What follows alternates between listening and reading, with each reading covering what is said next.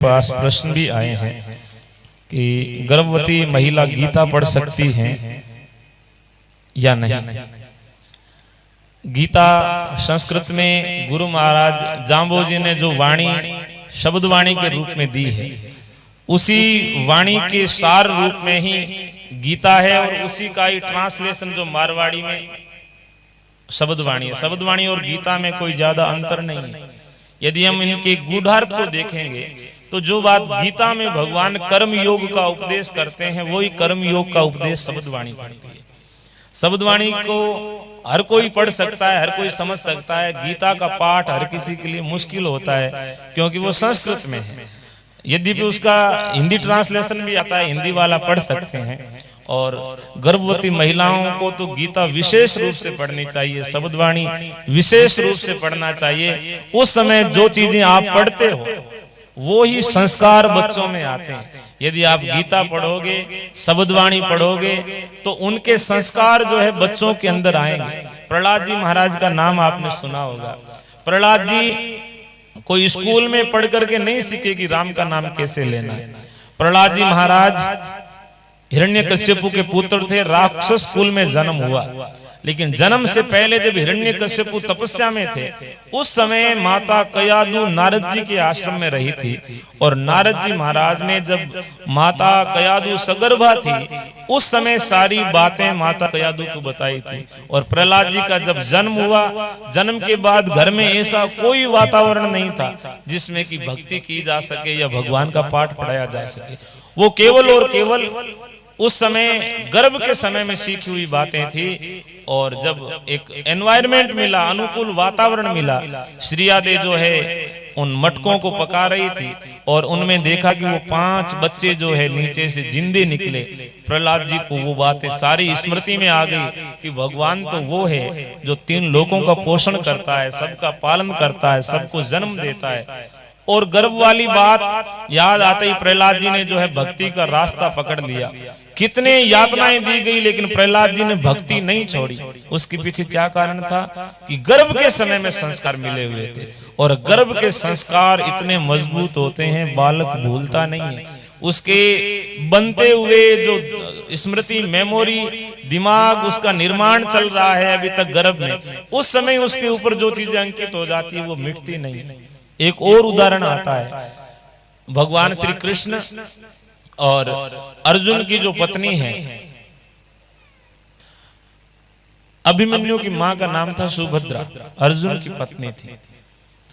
और दोनों जो है रोज भगवान श्री कृष्ण से युद्ध की अलग अलग नीतियां, अलग अलग जो युद्ध के कौशल होते हैं उनके बारे में सीखते थे।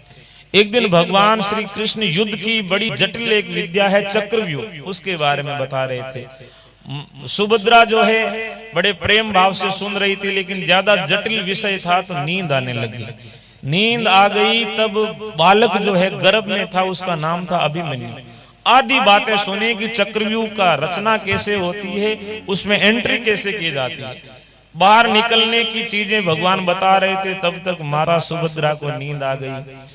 और बाद में जब युद्ध भूमि के अंदर चक्रव्यूह की रचना हुई और दोनों सेनाएं आमने सामने हैं, अर्जुन कहीं दूर चले गए थे, तब अभिमन्यु ने कहा कि इसमें एंटर तो मैं हो सकता हूं, लेकिन बाहर निकलने वाली बात मेरे को याद नहीं है। अभिमन्यु जैसे ही एंटर हुए, बाहर निकलने की विद्या नहीं जानते थे और उनका वध हो गया। तो वो बातें उन्होंने कहीं नहीं सीखी, माता के गर्भ से सीख करके आए थे। पहले के जमाने में जब गर्भवती होती थी माता, उसको बड़ी अच्छी अच्छी शिक्षाएं, अच्छी अच्छी चीजें, अच्छी अच्छी बातें बताई जाती थी। माता पिता, दादा दादी, बड़े बुजुर्ग होते थे, वो महापुरुषों की गाथाएं सुनाते थे। अच्छे जो उदाहरण है हरिश्चंद्र के, युधिष्ठिर जी के, प्रहलाद जी के, वो कथाएं बताई जाती थी जिनसे बालक उनके जैसा होता था। बालक का जन्म होता था तब माताएं बहनें बात करती थी कि ये बेटा तो बिल्कुल दादाजी पे गया है, ये तो बिल्कुल जो है इसके आंख जो है नानी जी के जैसी है, इसके कान जो है वो दादाजी के जैसे हैं। घर में ही किसी न किसी की शक्ल मिलती थी। अब जो है माताएं बहनें हाथ में रिमोट होता है या मोबाइल होता है, उसमें या सीरियल देखती हैं या फिर कुछ और ऐसी चीजें देखती है। फिर उनका प्रभाव बालक के गर्भ में भी पड़ता है। बालक का जन्म होता है तब बातें करते हैं कि मेरा वाला बेटा तो बिल्कुल जी टीवी पे गया है, जी टीवी पे नाटक आता है, स्टार टीवी पे आता है, स्टार प्लस पे आता है, अलग अलग नाटक, क्योंकि बार बार वो नाटक दिमाग में घूमते हैं। रोटी बनाते हैं तब भी वही दिमाग में रहता है, भोजन करते हैं वही दिमाग में रहता है, तो उसका प्रभाव भी बच्चों पे पड़ता है। तब उस समय गीता का पाठ अवश्य करना चाहिए।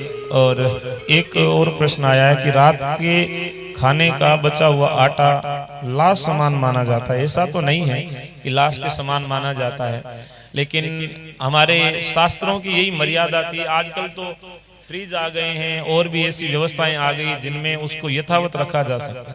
पहले फ्रीज की या ऐसी कोई व्यवस्था नहीं थी जिनमें कि हम आटे को भिगो करके रख सकें।